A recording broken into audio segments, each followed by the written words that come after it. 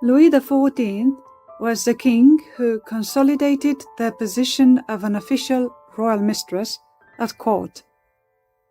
A woman in a relationship with the king would receive the title and substantial financial rewards. The king's official mistress would also have influence over the king with regards to the decisions he would make, whether for personal affairs or political ones. The rivalry between his mistresses was understandably fierce. During his long life and reign, Louis XIV had 4 official mistresses and numerous unofficial ones. Françoise de Bigné, later Marquise de Maintenon, was his last mistress. She was an extremely ambitious woman who was able to escape a life of poverty, acquire knowledge, and end up as the wife of the Sun King, Louis XIV. Her rise from humble beginnings to the king's court is an astonishing story. If Louis XIV had a higher status and origin in the land, Françoise de Bigné could not have been further apart. She was born on the 27th of November, 1635, to Constant de Bigné and Jeanne du Cardia, a couple of noble origins from Niort in western France who had fallen on hard times. Françoise had a difficult childhood with her impoverished parents facing financial problems to the extent that her father was imprisoned for debt. When she was 4 years old, her parents took Françoise and her brother with them to the West Indies. Upon their return to France, when Françoise was 12 years old, she became an orphan and was put into the care of her father's sister. Shortly after, she was sent to be educated in a convent, according to her godmother's wishes, to the displeasure of young Françoise. One day she travelled to Paris with the mother of Françoise's godmother, having thus the opportunity to be introduced to people of the French high society. As a provincial, seeing Paris for the first time, Françoise must have been amazed.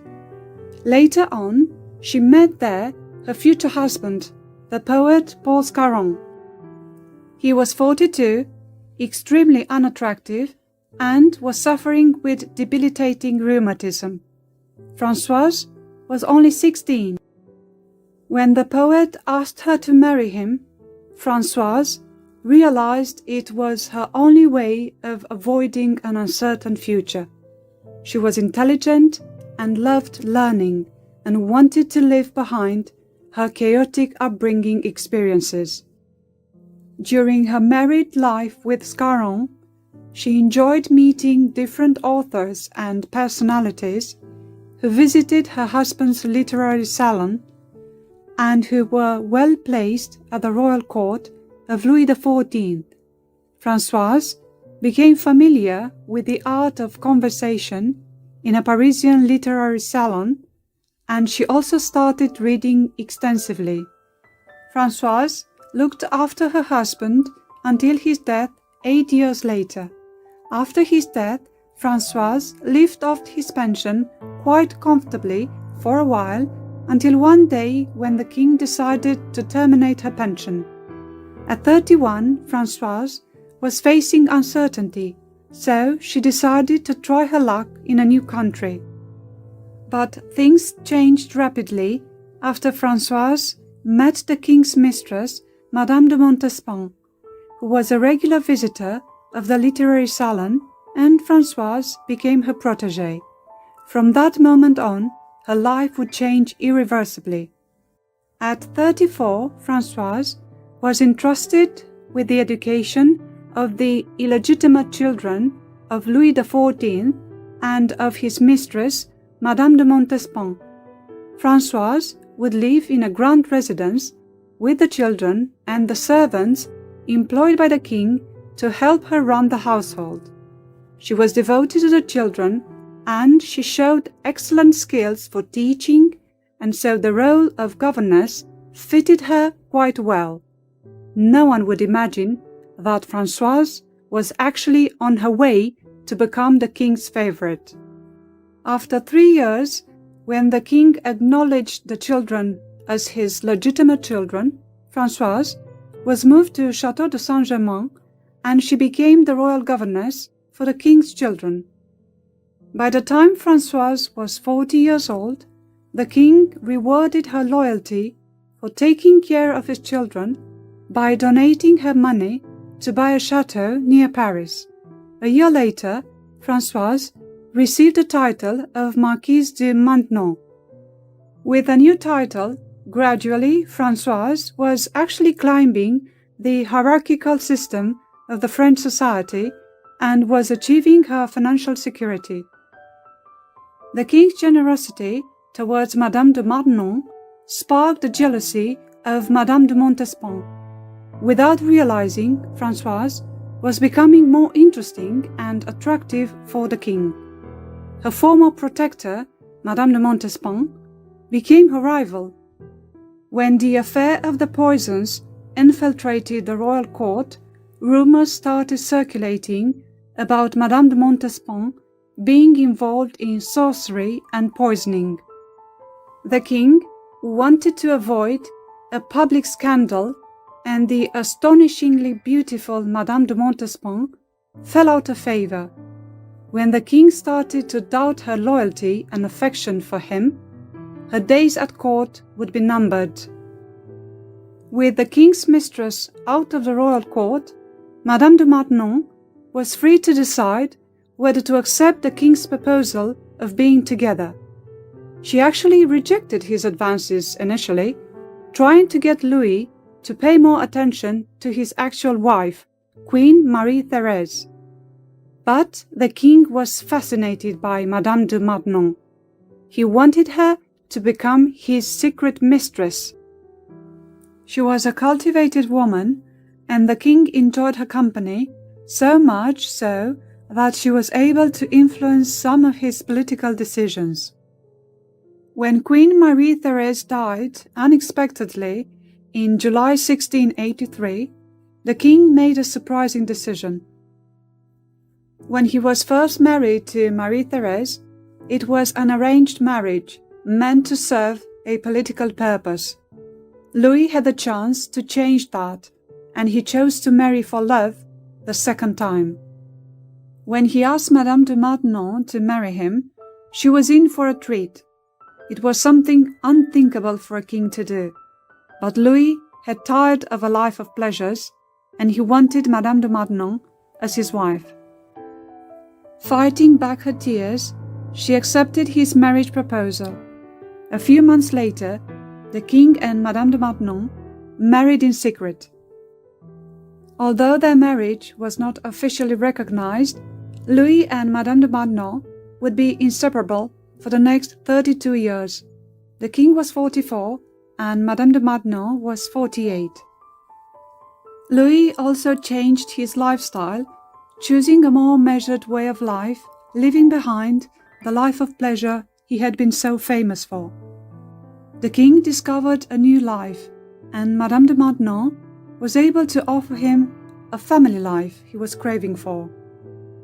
She was a rather religious person, and she was able to make the king observe religious events, quite a change for the Sun King. Madame de Maintenon never forgot the difficulties she went through as a young girl, and decided to use her experience and her teaching abilities to help others. In 1684, she began working on a special education program, and she set up a school for girls of impoverished noble families at Saint-Cyr called the Maison Royale de Saint-Louis. Louis was really supportive of her, and they both visited the school, checking the educational progress of the pupils. When King Louis XIV was old and ill, Madame de Maintenon was there to care for him. It seems that she was destined to offer care and compassion for those in need. In 1715, when King Louis XIV died at the age of 77, Madame de Maintenon retired to Saint-Cyr, where she lived for 4 more years. She died at the age of 83. They both had long lives, and they spent a great life together by finding each other against all odds, from the streets of a small town to the Palace of Versailles. What a monumental achievement in one's life! Her gradual rise showed that Françoise de Bigné was destined to succeed. Make what you will about her, but without a doubt, she was a strong and determined woman who got the king's heart and was able to some degree to influence Louis in making decisions about political matters aimed at ruling the Royal Kingdom of France. What would Paris be like without its cafes? The atmosphere of Paris is best enjoyed in a cafe, where one can just spend hours on end watching the world go by. On the left bank of the River Seine, in the heart of the Latin Quarter, there is the oldest cafe in Paris, where artists, writers, philosophers, and politicians have congregated for centuries, creating and sharing ideas that transform the world. The founder of this cafe, called Le Procope, was François Procope, also known as Francesco Procopio, an Italian chef from Sicily. Belonging to a family of modest origins from Sicily, Francesco was born to Onofrio, a fisherman from a village near Palermo, and his wife, Domenica Semarqua, on the 10th of February 1651. Living in Sicily, in the shadow of Mount Etna, where sometimes winters were white, Francesco enjoyed playing in the snow. Surrounded by exotic fruit trees, an idea came into his mind. Mixing snow and honeyed fruit juices would make delicious iced sorbet. Francesco decided right then he would be making gelato, a great idea that would make Francesco one day famous. He spent his childhood growing up with both his father and grandfather working as fishermen. In his spare time, Francesco's grandfather would fill up his time building ice cream makers. Later, Francesco improved his grandfather's prototype and came up with a better machine for producing gelato. When Francesco was 20 years old, he decided to try his luck across the sea in France. With an idea for a small business in mind, he went over to France, where during the reign of Louis XIV, Paris was the place to be.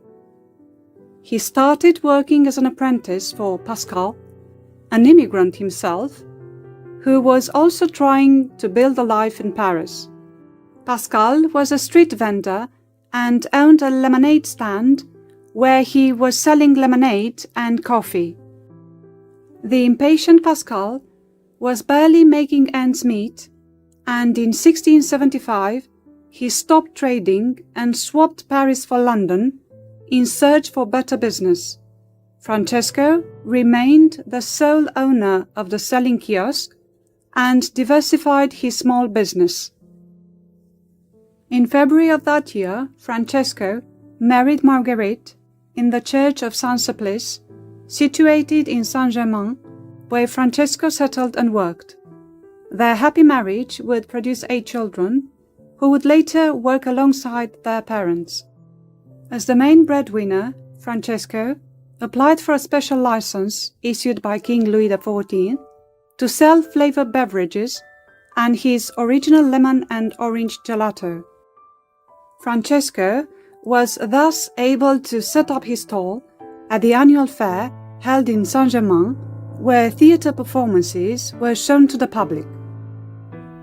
He would sell his coffee and his delicious gelato to the Parisian clientele. His innovative idea caught on, and his products would be a success. Before leaving Paris, his former boss Pascal called his kiosk a café. So Francesco carried on with his business, setting up a new kiosk in 1686 in his neighborhood. 3 years later, the Comédie Française located its performing arts building a few steps away from Francesco's Café. Louis XIV was its patron, and the French nobility would go and watch theatre plays. From that moment on, Francesco's lucky star was on the rise. He transformed a poorly lit and cheerless premises into a stylish café decorated with French chandeliers, sumptuous mirrors, and fancy tables.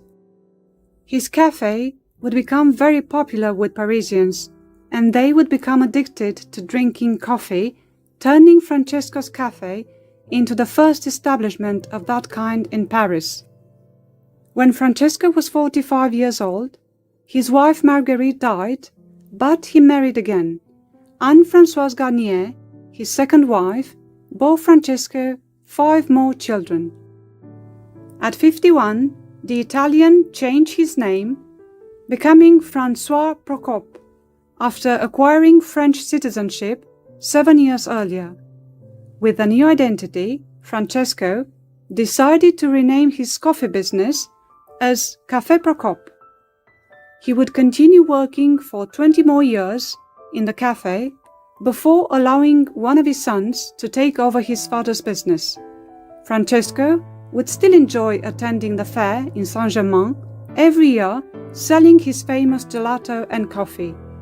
It seems that as a true Italian, Francesco had a way with the ladies. He married again at the age of 66 to Julie Parmentier, and he had another son. Francesco lived 10 more years before his death on the 10th of February 1727. Over the years and centuries, Francesco's Café became the place where authors, great thinkers, and men of action met and shared groundbreaking ideas that would trigger some of the most significant events in the world's history. The philosopher Denis Diderot and his fellow Frenchman Jean-Laurent d'Alembert had their own table at Le Procope. They found there an inspiring place where they spent endless hours fueled by numerous cups of coffee, creating the first encyclopedia of the world, containing the Enlightenment ideas that changed the world. Authors and philosophers such as Voltaire, Rousseau, and Montesquieu enjoyed writing their work there, ruminating on philosophical concepts whilst drinking coffee mixed with hot chocolate and eating delicious ice cream. The American revolutionaries, Thomas Jefferson and Benjamin Franklin, reflected on the American Constitution at Le Procope. Robespierre, Danton, and Marat sat at the table of the revolutionaries, plotting the revolution of 1789 that would see France embracing the ideals of liberty, equality, and fraternity, and overthrowing the monarchy. Napoleon was another regular customer. When he was a lieutenant, he left his two-pointed hat there in exchange for coffee and drinks, promising to return and pay his debts. One could say that these two Italians left their own mark on France like no other Frenchman. The modern France of today is founded on Napoleon's ideas and principles, and Francesco made the French people become addicted to drinking coffee in the cafes scattered all over Paris. Later, during the 19th century, Le Procope became a literary salon visited by George Sand, Paul Verlaine, Honoré de Balzac, Victor Hugo, and Alfred de Musset. The café became an emblem of the Parisian intellectuals of Saint-Germain-des-Prés. Without ever knowing, Francesco would create a space for intellectuals and influential people to go to and congregate and debate on different topics, and for ordinary folks a place where they could enjoy a cup of coffee and a scoop of gelato. In a nod to Francesco and his ingenuity, one can only say Ciao Francesco, grazie mille.